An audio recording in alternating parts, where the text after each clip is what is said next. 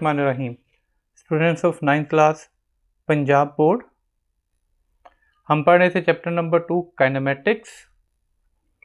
इसमें से last time हमने डिस्टेंस और डिस्प्लेसमेंट में जो डिफरेंस है, फ़र्क है, वहाँ तक पढ़ लिया था। Next one is speed and velocity.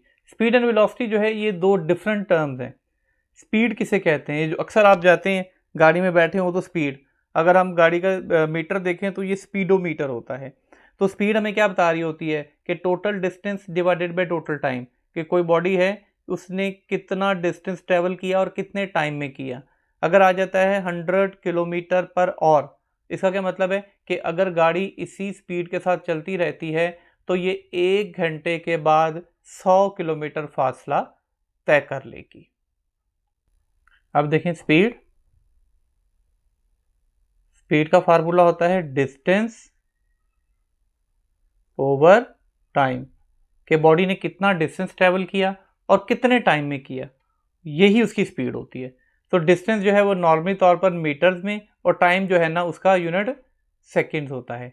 तो इसका यूनिट जो है वो मीटर पर सेकेंड, चाहे ऐसे लिखें चाहे ऐसे लिखें, लेकिन जो टोटल डिस्टेंस होता है, जितने टाइम में ट्रैवल करती है बॉडी, उसको उसकी स्पीड कहा जाता है।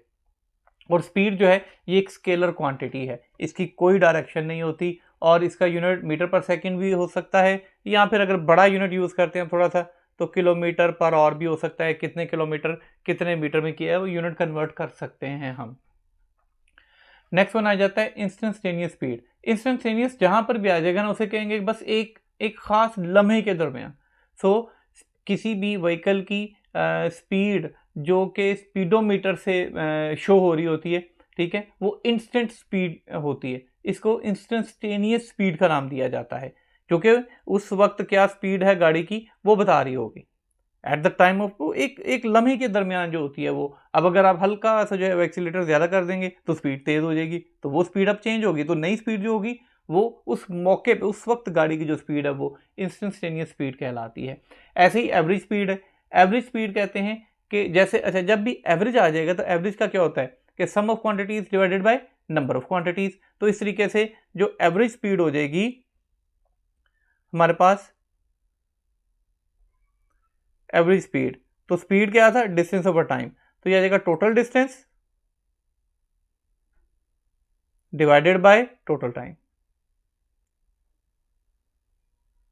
फॉर एग्जांपल आप जो है लाहौर से इस्लामाबाद जा रहे हैं, अब हर वक्त तो आपने 100 और 120 की स्पीड तो मेंटेन नहीं करनी, कहीं पे स्लो होंगे, कभी तेज़ होंगे, कभी ज़्यादा तेज़ चलाएंगे, कभी बिल्कुल स्लो चलानी पड़ेगी आपको।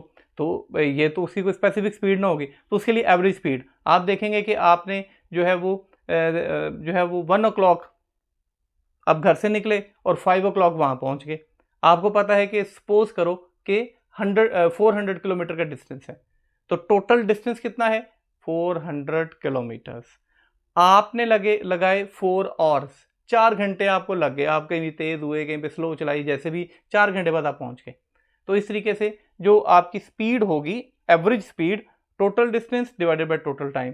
तो टोटल डिस्टेंस था 400 किलोमीटर और टोटल टाइम था 4 आवर, तो 400 बाय 4 100 आ जाएगा। इसका मतलब है एवरेज स्पीड आपकी 100 किलोमीटर पर आवर थी।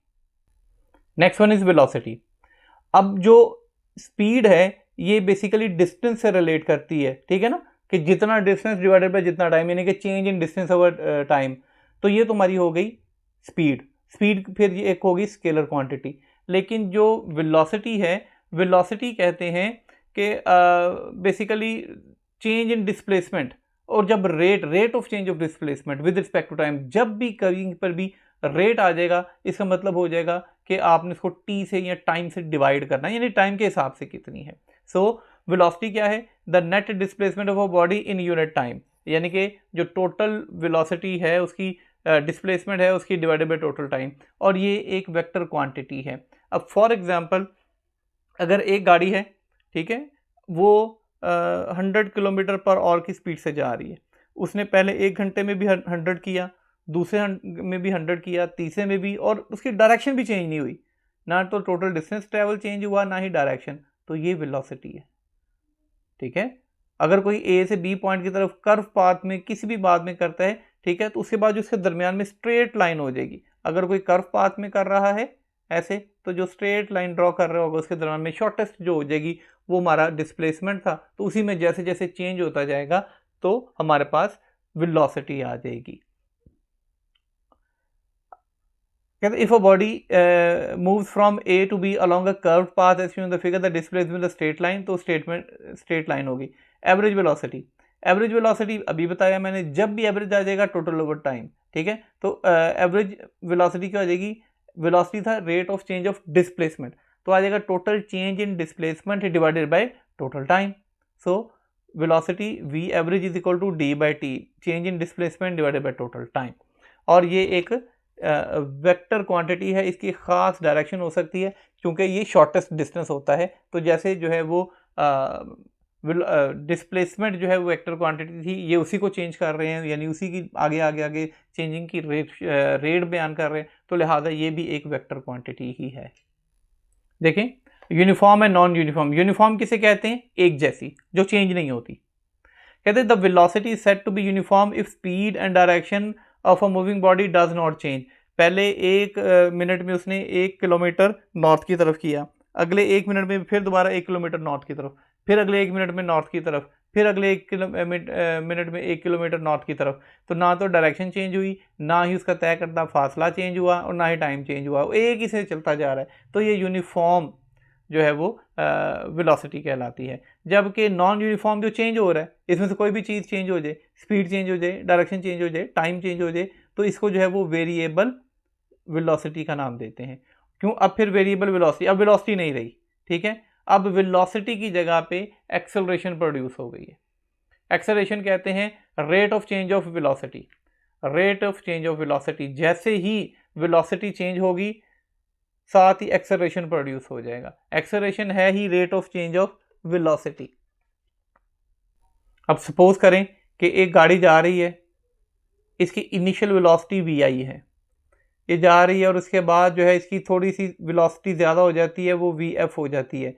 vi stand for initial velocity and vf stand for final velocity, जिसमें उसको टोटल टाइम t लगता है, ठीक है। कुछ टाइम t लगा, गाड़ी घर से निकाली आपने, स्लो स्लो जा रहे हैं अभी, ठीक है, तो ये इनिशियल वेलोसिटी आपकी बिल्कुल जो है वो स्लो होगी। उसके बाद जैसे ही आप उसको तेज़ चलाना शुरू करेंगे, मोटरवे पे चले गए, स्पीड तेज़ हो गई, तो ऐसे में जो उसकी आहिस्ता आहिस्ता जो फाइनल वेलोसिटी है, बाद में हमने देखा 10 मिनट बाद एक नोट दोबारा हमने वेलोसिटी की, तो वो फाइनल वेलोसिटी है, तो वो तो बढ़ गई है, ठीक है। अब जैसे ही वेलोसिटी चेंज हुई है तो एक्सेलरेशन प्रोड्यूस हो गया, तो एक्सेलरेशन हो जाएगा delta we over T, change in velocity over time.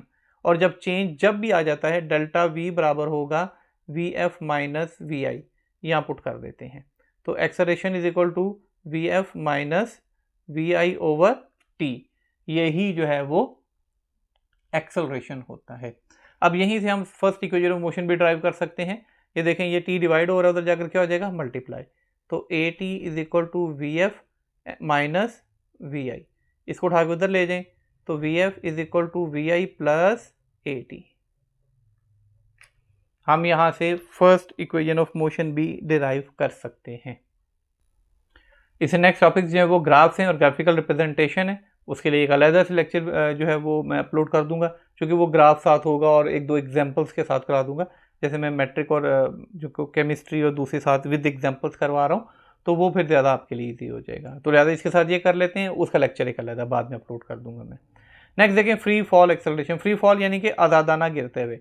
अब फॉर एग्जांपल आप जो है वो एक बिल्डिंग पे चढ़े गए, बिल्डिंग पे जाने के बाद आपने दो चीज़ें फेंकी हैं, एक तरफ एक कागज़ है, बारीक सा छोटा सा पेपर है, दूसरी तरफ एक पत्थर है। अगर आप उसको ज़मीन की तरफ फेंकेंगे तो नीचे पहले कौन गिरेगा, क्या चीज़ पहले गिरेगी?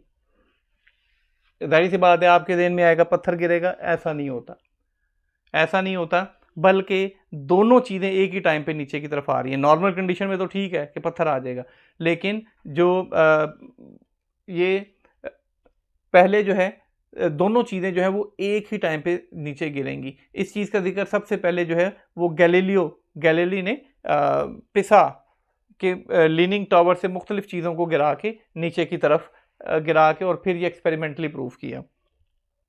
अब इसकी रीज़न ये होती है कि जब दोनों चीज़ों को फेंका जाता है तो नीचे से एयर रेजिस्टेंस आती है, जो जब वो नीचे गिर रही है तो नीचे से हवा आ रही है उसको रोक रही है, फिर नीचे ग्रेविटी उसको खींच रही है। और अगर हम ये चीज़ें जो हैं वो निगलेक्ट कर दें, ख़त्म कर दें या कम से कम कर दें, ग्रेविटी को बिल्कुल ख़त्म कर दें, एयर रेजिस्टेंस वगैरह, तो अगर हम बिल्कुल उसको फेंकेंगे तो सारी चीज़ें एक ही के साथ जो है वो नीचे की तरफ गिरेंगी। अगर हम रहने देते हैं बाकी चीज़ों को, एयर रेजिस्टेंस, फ्रिक्शन, सारी बाकी चीज़ें, आइसोलेटेड सिस्टम कहते हैं जिसको, वो क्रिएट कर देते हैं। ऐसी सूरत में सारी चीज़ें जो हैं, तमाम चीज़ें एक ही वक्त में गिरेंगी। अगर एक तरफ पत्थर है और एक तरफ बारीक सा हमारे पास पत्ता है, फीदर है, पर है, कुछ भी है, तो ये सारी की सारी देखें एक ही वक्त में नीचे की तरफ गिर रही हैं।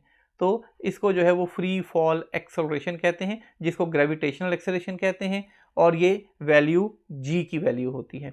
अब इसमें से ये याद रखना है आपने कि वैल्यू ऑफ जी, जब भी बॉडी को किसी हाइट से गिराया जाता है, ठीक है, तो वो इनिशियली वेलोसिटी हमेशा ज़ीरो ली जाएगी। हमेशा जब कोई हाइट से चीज़ गिरेगी, अगर जैसा कि ये हाइट से नीचे ऊपर से गिराया गया है, तो इनिशियली तौर पर इसकी वी आई ज़ीरो है। जब ये नीचे आएगी, इधर आएगी, तो उसके बाद इसकी जो है वो टाइम लगेगा, जितना वो हो जाएगा, इनिशियल वेलोसिटी जो है वो वी आई ज़ीरो हो जाएगी। और जब ये ज़मीन के साथ टकराएगी जाके, तो तब वी एफ ज़ीरो हो जाएगी, क्योंकि नीचे टकरा गई है। इसके अलावा ये याद रखें, अगर किसी ऑब्जेक्ट को ऊपर से नीचे की तरफ फेंका गया है तो ऐसी सूरत में जी पॉजिटिव है, ऐसी सूरत में जी की वैल्यू क्या होगी? पॉजिटिव। और अगर नीचे से ऊपर की तरफ फेंका गया है तो जी की वैल्यू नेगेटिव होगी। ऊपर से नीचे आते वक्त चूंकि जमीन अपनी तरफ खींच रही है, उसको नीचे की तरफ खींच रही है, ठीक है ना, तो जिधर ग्रेविटी भी नीचे है वो बॉडी भी नीचे आ रही है, तो ये पॉजिटिव लिया जाएगा। अब ज़मीन नीचे की तरफ उसको अट्रैक्ट कर रही है, ग्रेविटी नीचे है, वो ऊपर की तरफ जा रहे हैं, तो ऐसी सूरत में जी को नेगेटिव लिया जाता है। अब जो इक्वेशंस ऑफ मोशन है हमारे पास वो क्या थी? V f is equal to v i plus a t. तो ये ए टी की जगह पे क्या हो जाएगा? G T. वो एक्सेलरेशन था, वो लीनियर एक्सेलरेशन है, बॉडी सड़क पे जा रही है, गाड़ी सड़क पे चल रही है, तो एक्सेलरेशन है। और अगर ऊपर से नीचे गिर रही है तो वो ग्रेविटेशनल एक्सेलरेशन है। जहाँ जहाँ ए होगा वहाँ पे जी लिख दिया जाएगा, ये ग्रेविटेशनल एक्सेलरेशन में कन्वर्ट हो जाएगा। हमारा चैप्टर ख़त्म हो गया है, आज का लेक्चर यहीं तक था। इंशाल्लाह ताला नेक्स्ट लेक्चर में हम इसके न्यूमेरिकल्स करेंगे। Thank you.